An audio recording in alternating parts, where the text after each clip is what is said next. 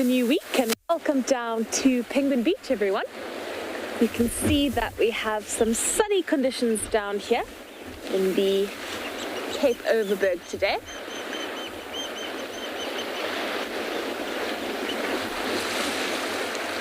And we are going to be running this week a little bit differently. We've got some bad weather coming up this week, but we are hoping to get some awesome shows in. Good afternoon, everyone. My name is Jax. I'm going to be your naturalist down here today. We have Igor behind the camera.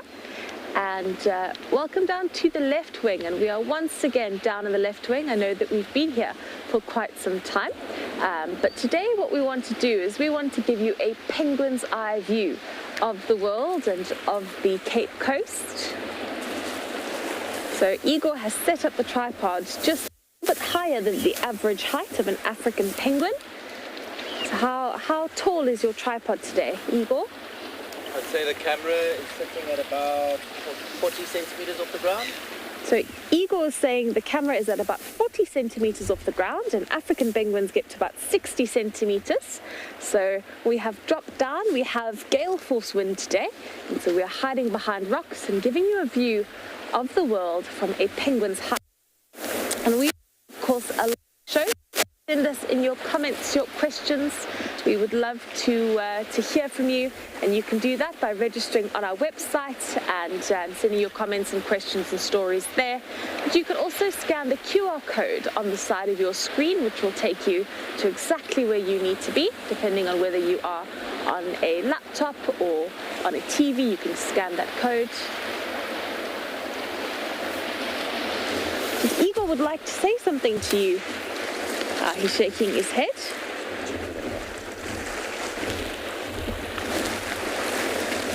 So Igor has decided to keep his words for now. But let's go have a look at the weather and see what the forecast is for us today.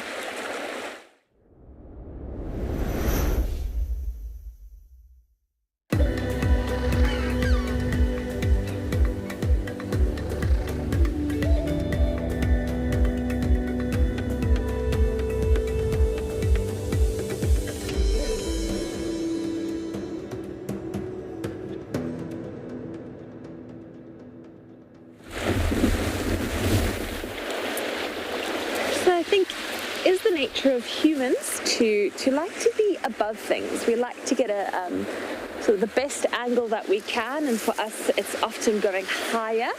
And for someone who worked on boats for most of my career, in fact all of my career, everybody wants to go high. Everybody wants the top deck of the boat. I've seen fights over who gets to go high. But penguin beaches, when watching wildlife, often lower is better, not only on boats, but if you are in situations where you can actually get on the ground, get your bum on the ground and go low. It's very often the best angle for photographs, because you can get your horizon. You can really capture things from the angle of the animals that you're watching, and so if you can be eye level with your subject, it's often the best for photography.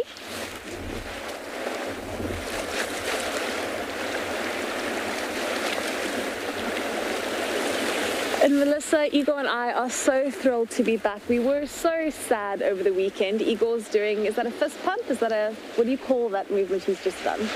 I'll emulate it if you'd like for you. I'm not very good at such things. I don't look very cool when I do them. Igor's the cool cat of the two of us, but Igor gave one of these. Don't know if those are fist pumps. I don't know what that's called. But we were very sad. We had awesome plans for the weekend. We were going to picnic. We still tried to picnic. My picnic blanket's very wet because I was very stubborn yesterday. And we're very sad when we don't get to go live, because we sit here and we just wait for an opportunity. And we did get to go live for about 10 minutes towards the end of yesterday's show. So we started off the show, then we couldn't be with you, and then we went live again. And we showed you some porcupine business. There were some porcupines who were having a go at our arum lilies. The Masai Mara in Kenya, a remote landscape where wilderness reigns. its inspirational beauty captivates the hearts of many around the world. This year, from August, WildEarth is leading a number of unique expeditions to follow Africa's greatest wildebeest migration here in the Masai Mara. And now, the remaining places have been discounted by 20%. Head over to our website to find out.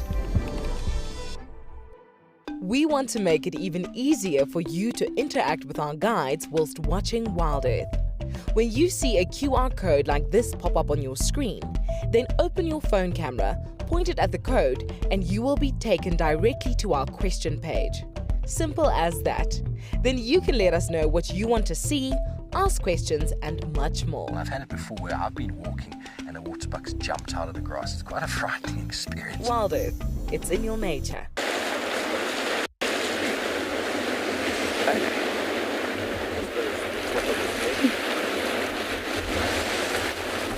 So Penguin Beaches, we have a new bird for the show that has eluded us on Penguin Beach for many a month, and that is the blacksmith lapwing.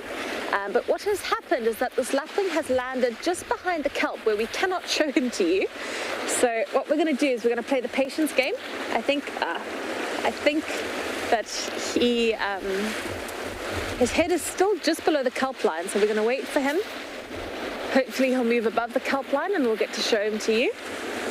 Eagle has just given me a beach hopper because we are on the ground. Eagle, was that the beach hopper that was in your coffee? Yeah. Okay. Eagle has gotten me two very strange gifts in the last 48 hours that I think the beach hopper really does take the cake. So we are sitting on the seashore and surrounded by beach hoppers, and Eagle got one hopping into his coffee. They can hop to a height of about 1 meter.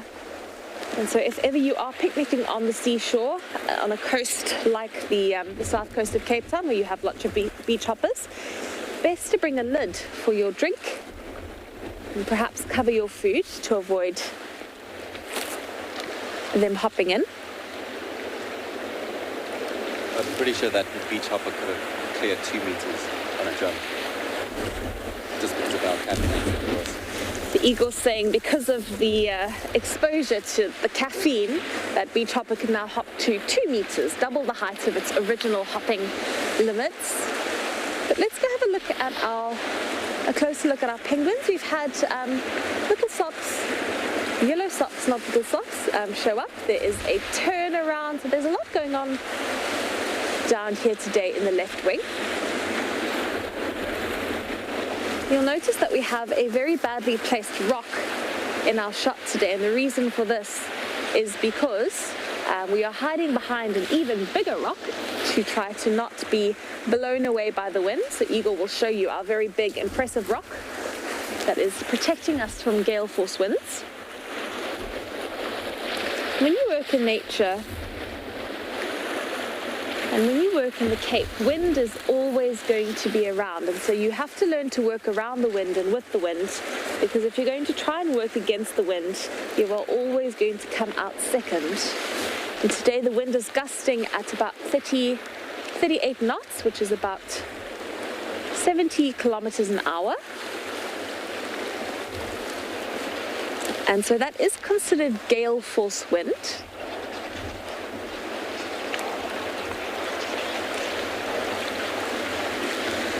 Wilson, these penguins don't look all that happy, but I'm hoping that we are going to see some happy feet very soon. The penguin that I'm looking at right now seems very grumpy. He's right towards the right there. He's kind of hunched over a little bit. He's not looking all that thrilled.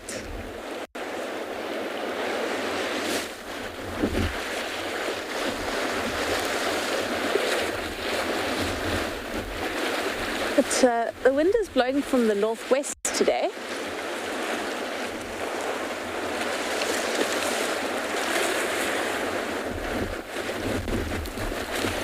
And the African penguins here do definitely go into the into the urban areas. Betty's Bay is not really much of a city. It's a small town, but the penguins breed in people's gardens and they cross the roads, and so they have adapted to the urban environment. And in Boulders Beach in Cape Town, they certainly enter Simonstown, and so if you drive through Simonstown, you will see signs that warn you about penguins crossing the road. Penguins don't go all that far inland. 1 kilometre would be quite far for them, as they are safest close to the ocean.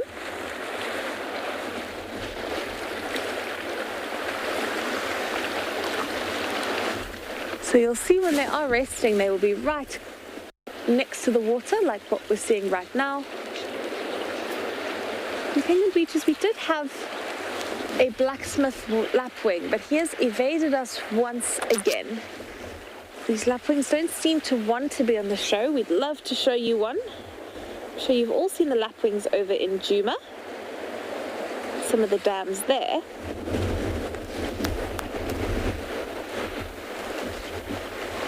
We'll watch our penguins enjoying their time on the shoreline, and the shoreline is being taken away by the tide, so the tide is coming in. And you can see there's not all that much space for the penguins to relax anymore because there's lots of kelp on the seashore at the moment, which is very normal for our winter storms. And I mentioned we have a northwesterly gale today, so the wind is blowing over 50 kilometers an hour and gusting at about 60 kilometers an hour. So there's lots of white horses on the sea today. And in shipwreck history today, back in the 1700s, a ship called the Nicobar wrecked, and Igor and I were looking at it just before the show, because I showed him the Facebook page that has all of these shipwrecks. And I immediately recognized the name of the Nicobar because my second uncle actually helped to discover the wreck and found copper coins on the wreck, which happened to be one of the largest copper coin hauls in shipwreck history. So back in 1987, him and his friend Louis were spearfishing in a place called Quinn Point, which is about, I'd say, an hour and a half, 2 hours away from here. And they found the wreck of the Nicobar, and they found these copper coins. So my family are actually originally from the Overberg. My mom grew up all over, but spent quite a lot of time in this area. But the Nicobar wrecked back in 1783, and it was traveling, it was a Dutch East India ship. I believe it was traveling towards the east, and it wrecked off Quinn Point, which is a very famous area for shipwrecks. I've mentioned it to you before that the Cape Coast is not a fun place to sail. We have lots of rocky reef systems, as we do here at Stony Point. This northwesterly gale is responsible for many of the wrecks because it churns up the ocean, pushes the ships closer to the shore, which has caused many of them to wreck.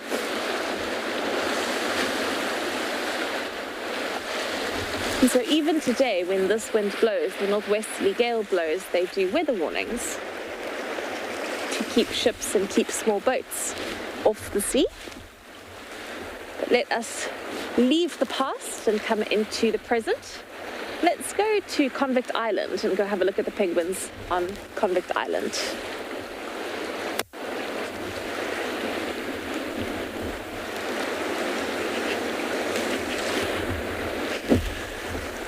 Igor was momentarily very confused because he's never heard me use the term Convict Island before.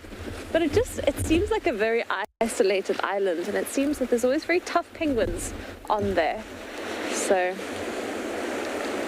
I've called it Convict Island. And if I look at how things have been named historically, I think the best way to name things is to create the name and then tell everyone what it is instead of asking for feedback on it, because otherwise you will be vetoed in your naming. These penguins are relaxing on the dry rocks.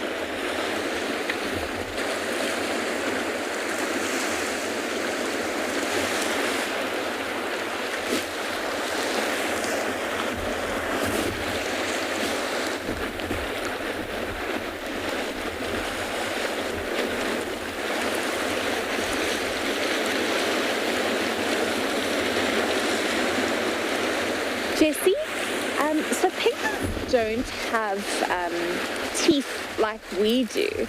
The inside of their mouth is a very funny looking thing, so I think it looks more like spines inside of the penguin's mouth, which helps them to grab fish, because fish is very slippery. So once they get the fish inside, they grab it with the beak, and once they get it inside the mouth, it's actually called papillae, I believe. These spines help to keep the fish in place so that they don't lose the fish.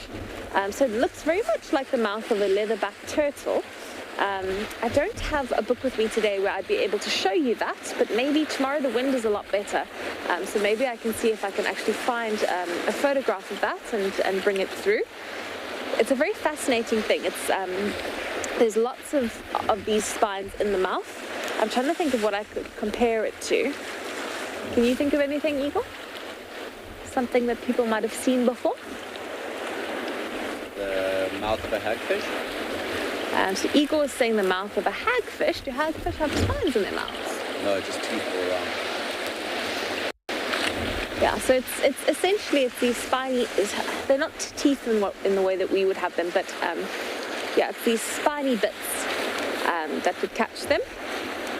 But they don't have canines and molars and incisors and the sort of things that we have.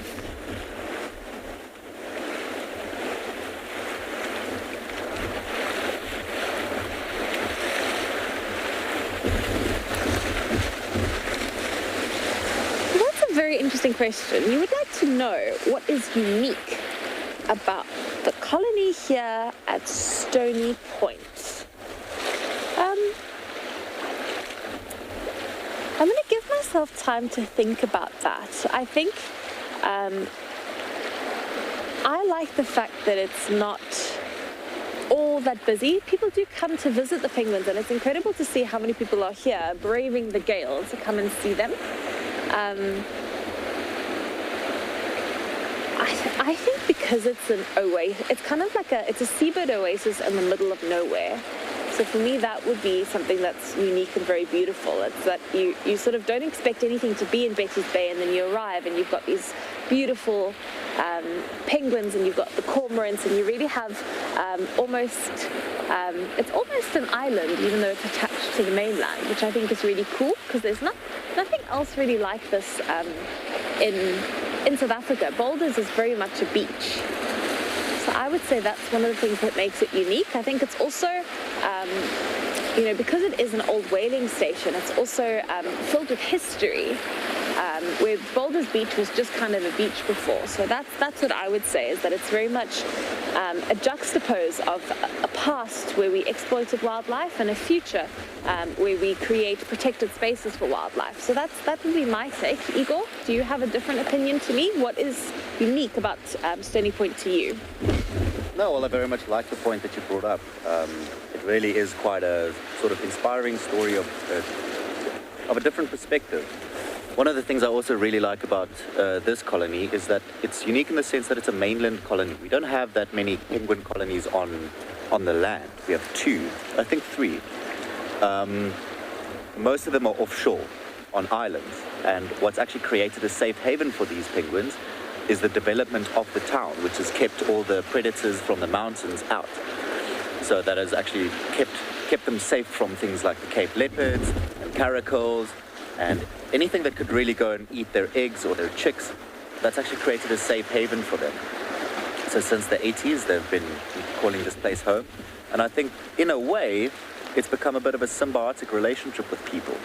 Betty's Bay gets foot traffic, it gets tourists, and the penguins get a safe haven. So I really like that aspect of this colony. Okay. So I think everybody would see it differently, and I think we'd all have unique perspectives as to what makes this colony special. What is the third land colony? I'm not sure. I read that there was 3, but I only have 2 in my mind. I think it's up the west coast, close towards Namibia. It's Malpas Island. Okay. No, I'm curious to see which colony it might be. I might have to go do some reading about that. Oh, we've got a we've got a blue right here, or a juvenile penguin rather. He's just come in really nice and close to us.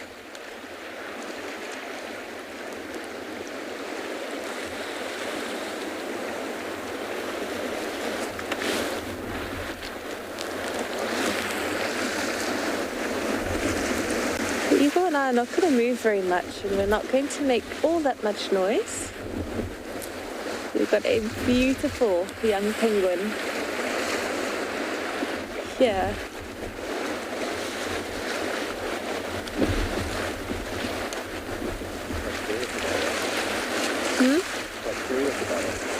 The eagle says this little penguin is quite curious. I think humans are superimposing when we're standing at our full height. And with some animals, when we get down low, they don't feel nearly as threatened by us, which then causes it to, causes a very different interaction. With the birds that we love.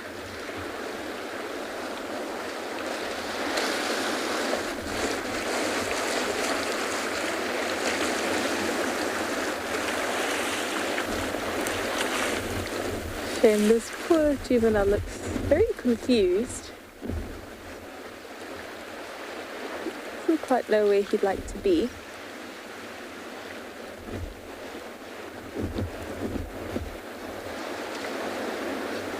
And I know I say this quite frequently on the show, but if you really want to have good interactions with wildlife, if you want those once-in-a-lifetime sightings, the best way to actually have those sightings is to sit, to not move, to make yourself part of an environment and let nature happen to you. So often in human life, we have to chase and work really hard for the things that we want. And I think sometimes we apply that to wildlife watching, and we think the harder we work, the more we chase, the better we will see. But that's the opposite of how nature works. It's in sitting and surrendering that we really have the sightings of a lifetime. It's when we become part of the ecosystem and don't put ourselves above it. Where we really get to experience the most incredible things.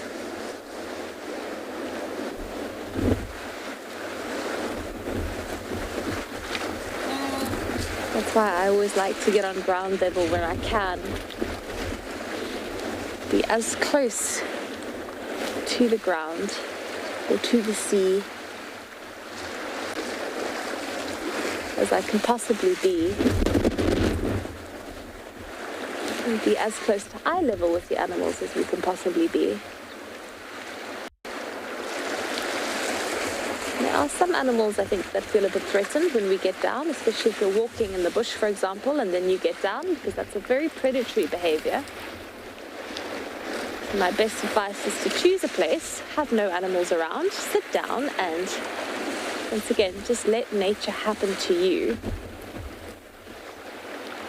And very weirdly, we've just had a tern land on Penguin Beach. We can't see him, he's just hidden behind the kelp. One thing about eye level is that, or penguin eye view, is that you are very low down, and so I wouldn't say it's a worse view. I think it's a different perspective. There's certain things that are hidden from the eye.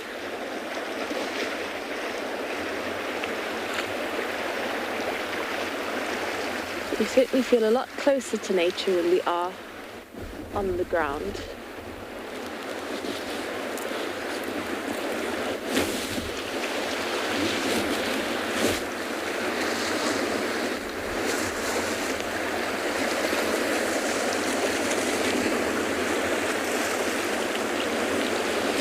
Very cool to have that little penguin come out and hang out with us.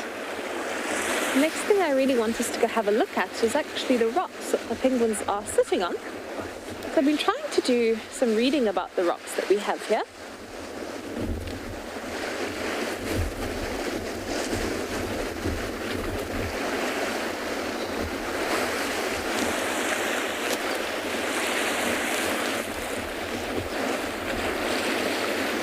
So the rocks along this particular part of the seashore are quartzite rocks. So quartzite is a metamorphic rock that's formed either because of pressure or because of extreme heat.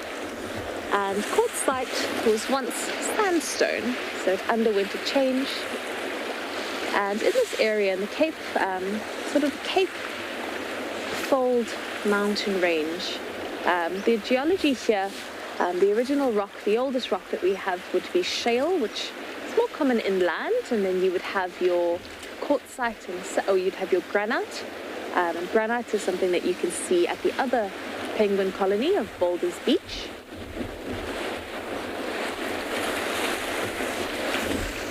And then here we have the quartzite, which is a very strong and hardy rock.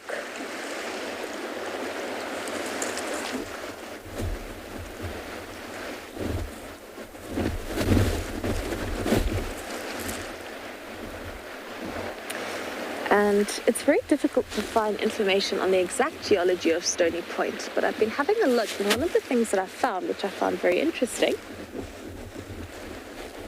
is that we have quartzite veins in the rocks here. And sitting on ground level like this, we can actually show you one of these quartzite veins.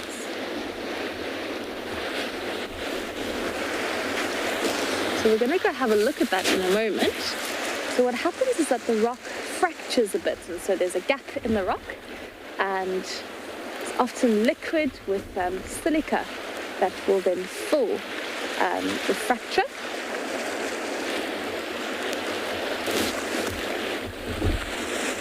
And we are looking at exactly that. So that is not the trail of a snail, but that is a quartzite vein. And you can see the quartz quite beautifully.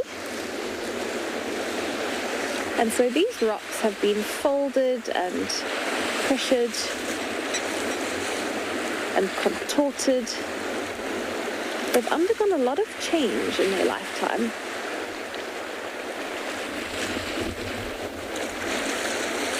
And I think when you start to read about things, your fascination definitely gets piqued. And I found some information on these veins, and now I can't stop looking for them in the rocks.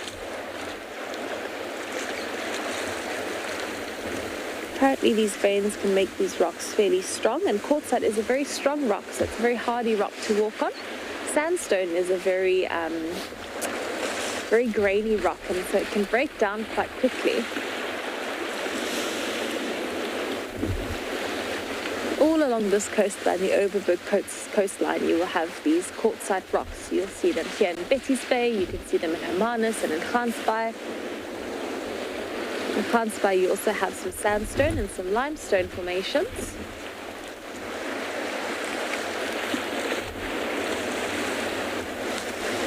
So if you are interested in geology, the Cape is actually a very fascinating place to be.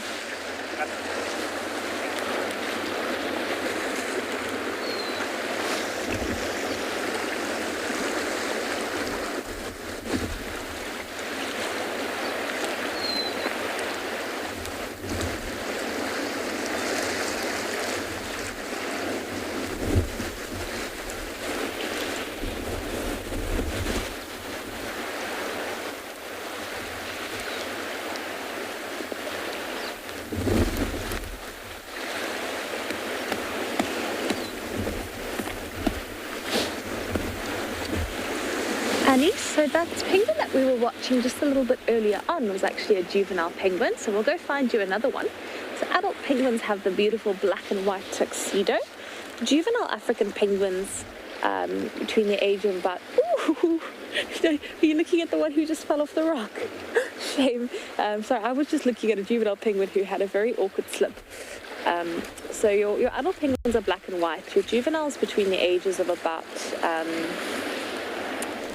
I'd probably say about 6 months to about a year to 2 years. We can show you now, and then before that we have the blues. And I say 6 months, so that's probably between about 3 to 6 months, that they've got a very bluish tinge to their skin and to their feathers. I'm not entirely sure when they lose that bluish coloration and that tint, because when they lose it, they are out at sea. And so the juvenile penguins are better counter-shaded. They have better counter-shading than their adult counterparts. So they are completely dark on the top, and they have pale bellies.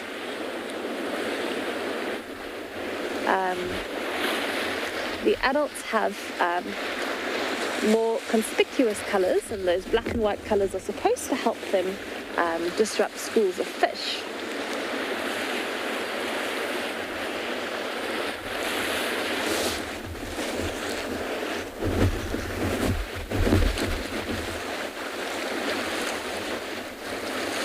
And it's strangely very peaceful sitting on the ground here. I suppose there is more peace in sitting than standing, and then most of our time at Penguin Beach we are standing. I think it is very good for us, and grounding is becoming a very common thing where people go outside and they'll sit on their lawns, or they'll sit in the garden and they'll take their shoes off. They'll put their hands on the grass and on the soil. And I think scientists are looking into the benefits of grounding for human beings. And I certainly, oh, there's the kiwit again, the lapwing. So we have a blacksmith lapwing, and I'm really hoping he's going to land for us so we can have a new bird on the show.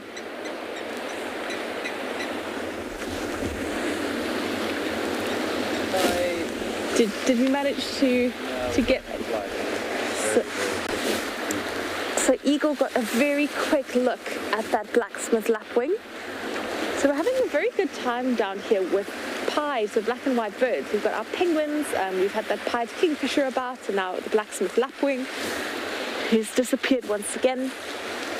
So they sound like, their call sounds like a metal worker, what do you call it? A blacksmith, which is how they get the name. The Afrikaans name for a lapwing is a kiwit. So I'm not sure why my brain went a bit Afrikaans there. I'm only half Afrikaans.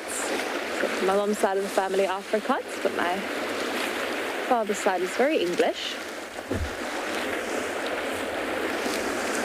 I guess kiwit was a much quicker way to say blacksmith lapwing. And I still use, very incorrectly, the old term, which is a plover, but they were renamed lapwings to try and standardize bird names many years ago.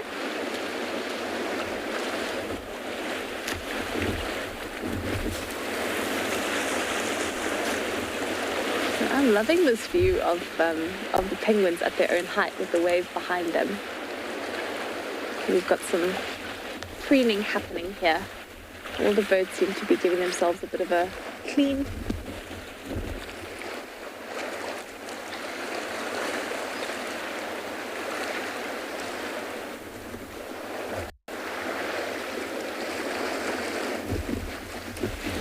Derek, so these rocks over here, you'd have your sea slaters and your it would actually mostly be your sea slaters in the intertidal zone that would live in between the rocks, and you might have some other isopods and amphipods. The beach hoppers live in the sand. If you look at the quartzite rocks, so let's go have a look at the boardwalk on that side. You have your agamas that live in between the rocks and your girdled lizards. So they're found in between the rocks, and they make their homes in the crevices, as do the duskies. The duskies love to make their homes in the rocks. So on the seashore, it would be your sea creatures. So you would have your Littorinus snails, so your small winkle snails that would live on the rocks. You'd have your sea slaters that would live in crevices. And then the higher up you go, it would be the girdled lizards, the agamas, the duskies. Not here, but where the rocks tower a little bit higher, you would have your rock kestrels, which is a bird of prey. You would have red-winged starlings, and I don't think we've had those on the show yet. They do potter by every now and then. but they like to live in the rocks and in the, especially when we have cave formations, of which there are several in the Overberg.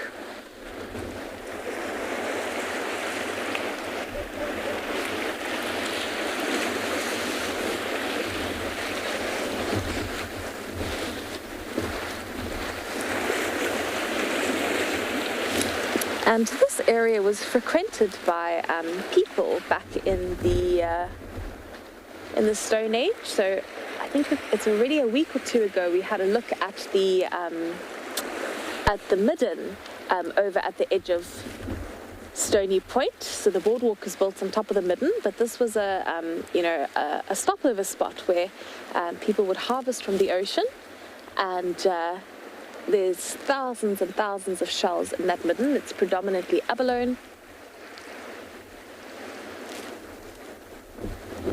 It's believed that the sea levels were much lower back in the day. But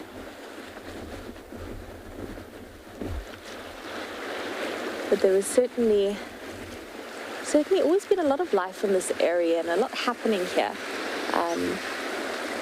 And we can see that by looking at these middens and assessing when people were here and what they harvested at the time. I think long before the birds called this place home.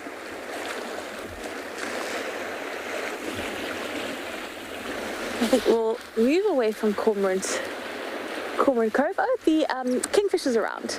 So we've got the pied kingfisher. So we would have shown you 3 black and white birds today, which makes me very happy. And I think Eagle might get some awesome views of this pied kingfisher, who's coming closer and closer to us. He's also not feeling, he doesn't know that we're here. I think we'll get some nice close looks at him.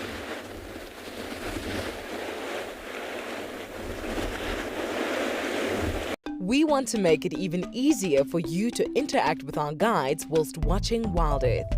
When you see a QR code like this pop up on your screen, then open your phone camera, point it at the code, and you will be taken directly to our question page.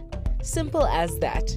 Then you can let us know what you want to see, ask questions, and much more. I've had it before where I've been walking and the waterbucks jumped out of the grass. It's quite a frightening experience. WildEarth, it's in your nature. If you would like to be a part of the team that shares the wildebeest migration in Kenya live on WildEarth, then we have some great news for you. There are a few places left to join our expeditions in August and September this year. You'll be staying in an exclusive tented camp with ensuite bedrooms nestled in the riverine woodlands of the Talek River. Head over to our website to book your bucket list experience today. WildEarth Expeditions. Travel with purpose.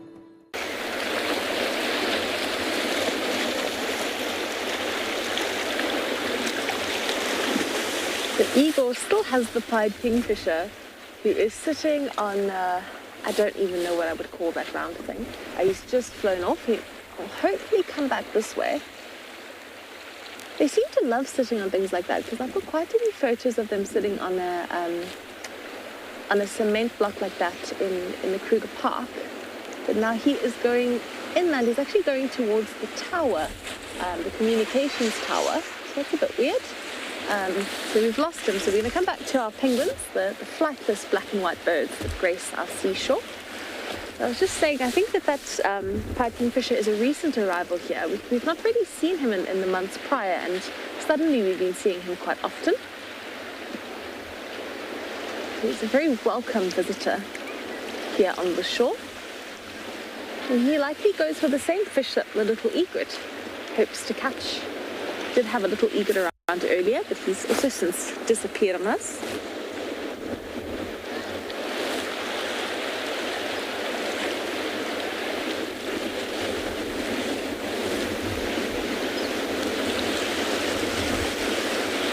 Right in the middle there, we've got one juvenile penguin. He's just had a bit of a shake.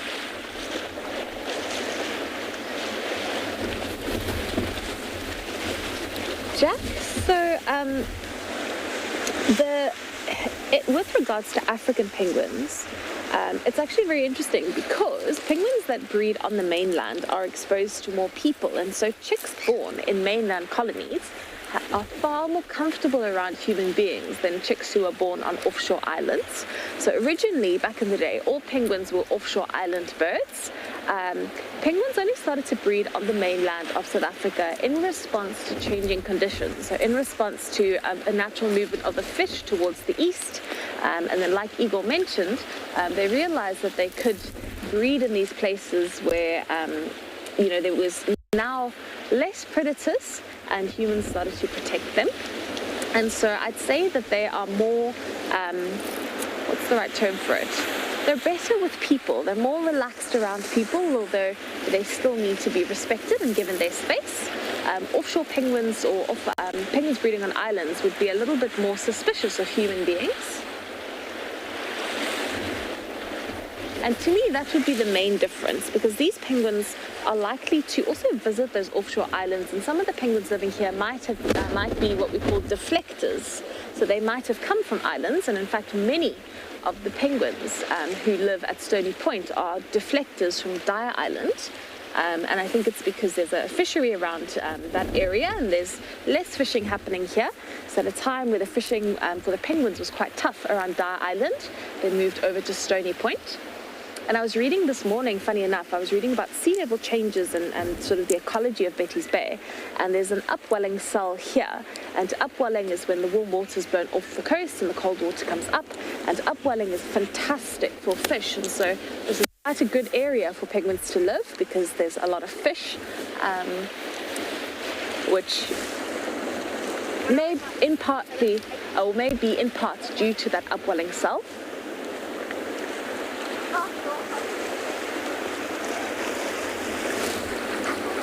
So you get both upwelling and downwelling, and I've read about downwelling, but I really have to wrap my head around the concept to better explain it to you.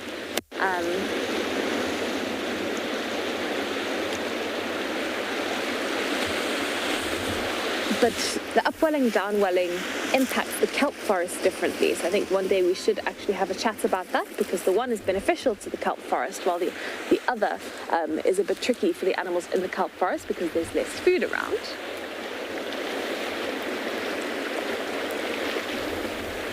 Igor's giving us a close look at these penguins.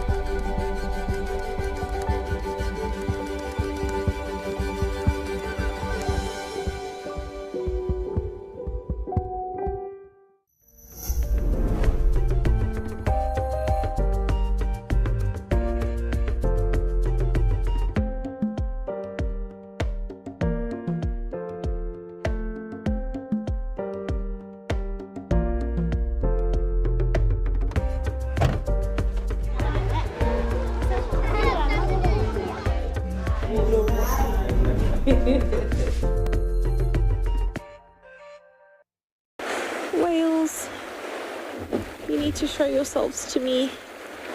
Oh, there we go. Oh, exciting. Do you think we're going to get this? I think we need to stand up. I think we need to take... Okay. Did you see them earlier on? Okay. I think they might be behind the rock for you. Okay, can you see the whole horizon? And they need to breach again, and then I will direct. The whales are super far away, but it was a double breach, so it's two whales. I don't know if it's humpbacks or southern rights. I would say it's right above this rock. If you aim right above the rock, so you don't know where Grootbos is, that doesn't going to help us. So at the end of Kansby Mountain, you get the first dip, and then you go all the way. So okay, there we go. There's the breach. Yeah. So do you see it? Okay. Cool. So we are looking for those whales. We had a double breach. I have lots of stones in my shoes, but I'm very excited.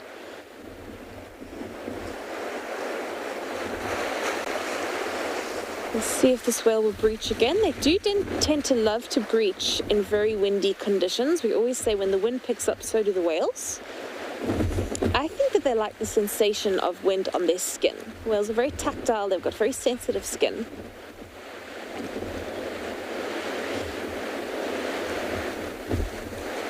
There we go, there's another breach. I'm just seeing the splashes though, I'm not actually seeing the whale itself. Because I think it might just be too far behind the swell, but we might just have one more look.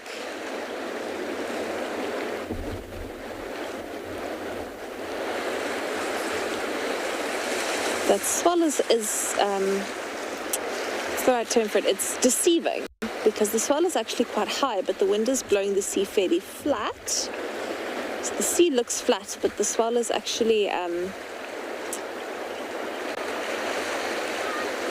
makes it very difficult to see. You don't see a straight horizon, you can't see too far out.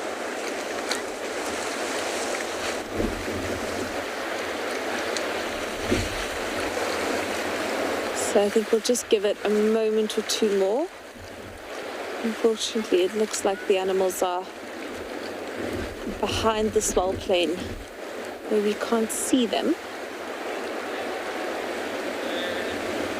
It's very difficult to watch wildlife at sea in these windy conditions.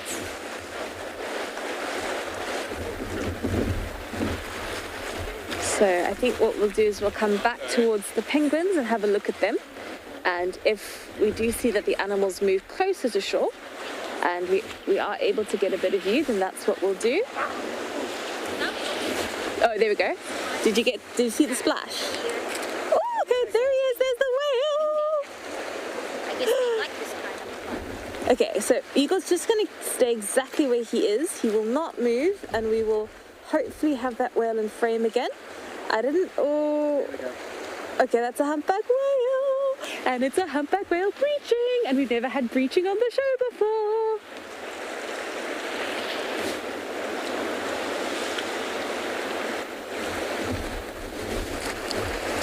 Janet, yay indeed! There we go, he's breaching again. So this is a beautiful humpback whale who's giving us a show. So he's breaching, which is when a whale throws their body out the water. So that humpback whale is in deeper water, which is very normal for them. And I think this whale is just having a really, really fun time. I've watched many a humpback breach in these sorts of conditions. They love it. Like I said before, I think it's the sensation on the skin that I think they might enjoy.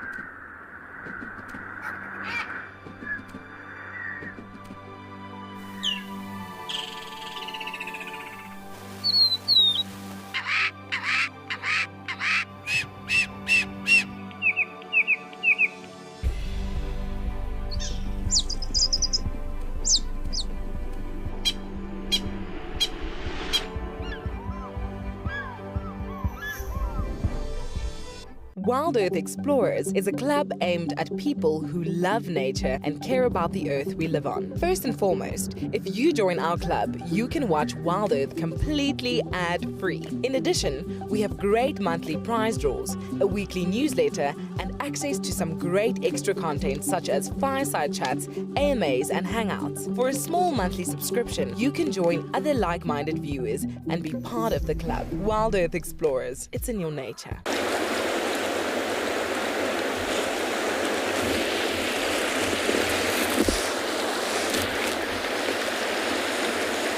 So we're waiting to see if that whale pops back up again. You're seeing Gansbaai Mountain. I'm moving back to Gansbaai at the end of the month, and I could not be more excited to be going home.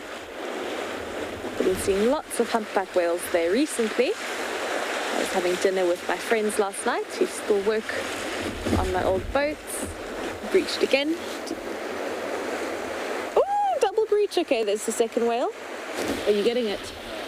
So yeah, they're moving, I think, deeper. So they're right on the edge of the mountain now. Oh, there we go. Did you get that? Okay. Yeah, so there's two whales, and I think they're breaching together. So they're doing not synchronized breaches, but one breaches and the next one breaches. Oh, I've just seen the blow. And often you'll have 2 humpback whales and they'll just breach and breach and breach and breach. And it is a form of communication, so when they hit the water, they're making a very large noise, and so other whales can hear them. It's a form of play. We often see breaching like this in competitive pods, so when males are trying to get with a girl, the males might breach quite a lot.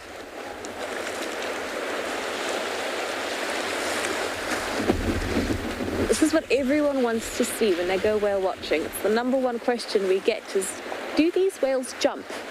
Humpback whales are the acrobats of the whale world. They're probably the most famous of the breachers. They love to breach. Now we say when people want to go whale watching, people are scared to whale watch in anything but a perfectly calm day, and you want to make sure that you're going out in safe conditions. But I always say that if you've got a chance to go to sea, go to sea. So pretty. So do you have them still? So I'm looking through my binos. He's breached again.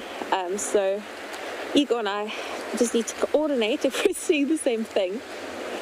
But my motto is, if you can get out on the ocean, go. Like, if you've got other things to do, other things can wait. If it's raining, I would still go. If it's windy, I would still go.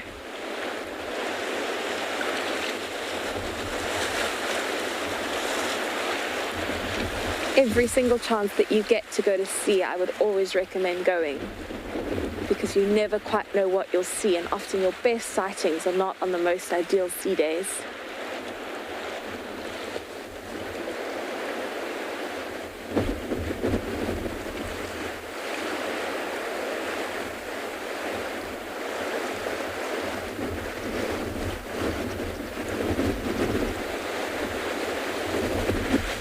There's really nothing quite like them in the world.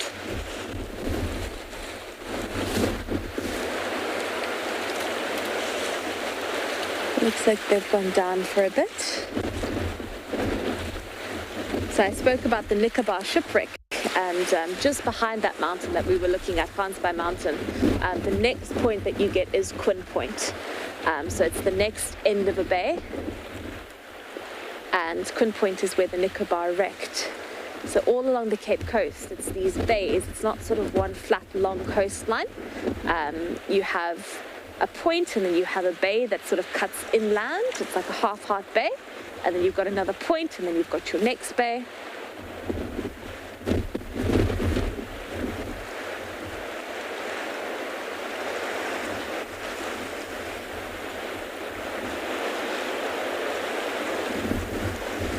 I think these humpies might have given us the ghost. We protect and reconnect nature across southern Africa. We bring countries together to care for wild spaces that stretch beyond borders. We protect and restore biodiversity. We prioritize the people living in these landscapes, enabling them to thrive in harmony with nature. We are restoring tomorrow. If you would like to be a part of the team that shares the wildebeest migration in Kenya live on WildEarth, then we have some great news for you. There are a few places left to join our expeditions in August and September this year. You'll be staying in an exclusive tented camp with ensuite bedrooms nestled in the riverine woodlands of the Talek River. Head over to our website to book your bucket list experience today. WildEarth Expeditions. Travel with purpose.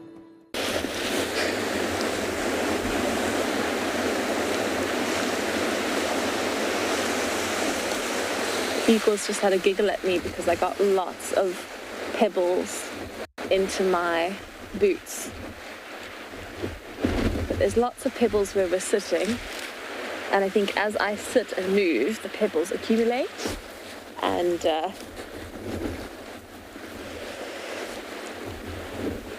I'm so excited that we got to see those humpbacks. So cool. I don't even know what the time is. See how much time that we have left. Oh, we only have 6 minutes left with you all. I hope that you've enjoyed the whales. I think maybe we'll spend our last 6 minutes having a look at our penguins.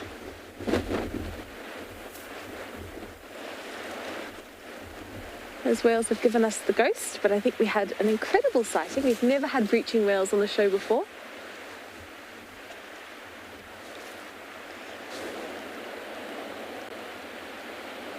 And we are hoping to do a little bit more geology in the coming week. We've got to do some flowers. Igor and I found some really cool things here yesterday that we couldn't really show in the wind, but we will have them on the show with us tomorrow.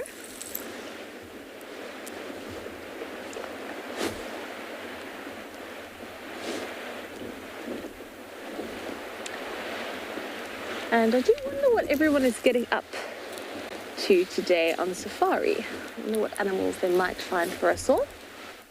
Certainly no breaching whales out in Djuma. But we will be sending you over in just a minute. And we'll go see what our safari gang are up to today. But I'm so glad we did get to go live. We were very sad over the weekend that we didn't get to, although Saturday we went live. We just had to watch out for the rain, and yesterday we were really rained out. Ooh, got a little penguin coming in to finish off our show on a lovely, lovely note. Ooh.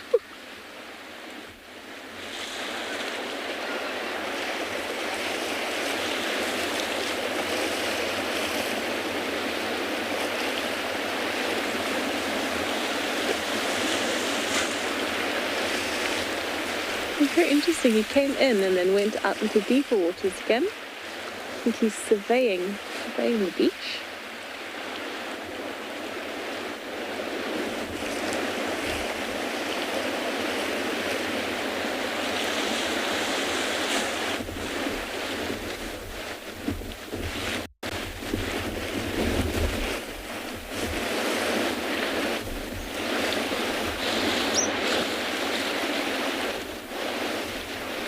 I think this is a very vulnerable spot for them, so they do tend to have a look around when they are popping up the water. And he's going to, I think, hop onto those quartzite rocks. Have a little waddle on there.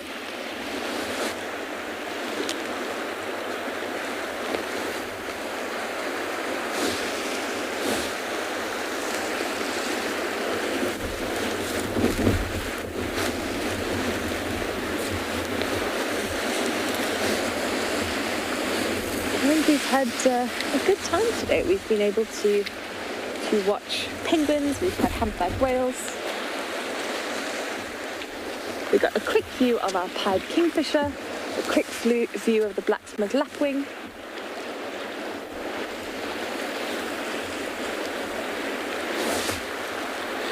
Overall, a really fantastic time down here at Penguin Beach today. And Igor and I will be with you again tomorrow.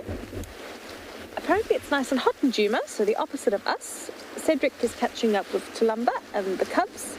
Tess is in the mood to see some more lions. Chris is going to be taking you on a bushwalk. And Rolf is hoping for an exciting afternoon with his waterhole shows today.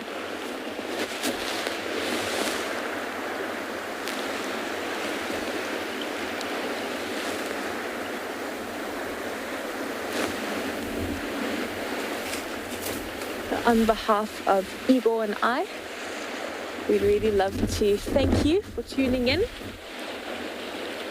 We'd love to thank the weather for holding up, and the wind for not getting in the way of an amazing show. And we hope that you have a fantastic week and that you'll be joining us again tomorrow. Thank you again, everyone, and enjoy the rest of your day.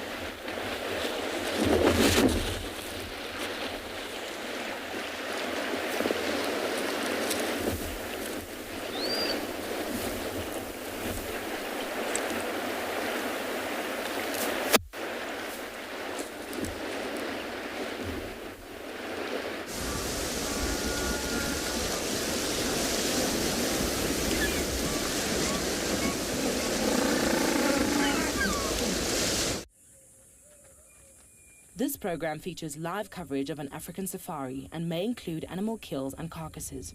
Viewer discretion is advised.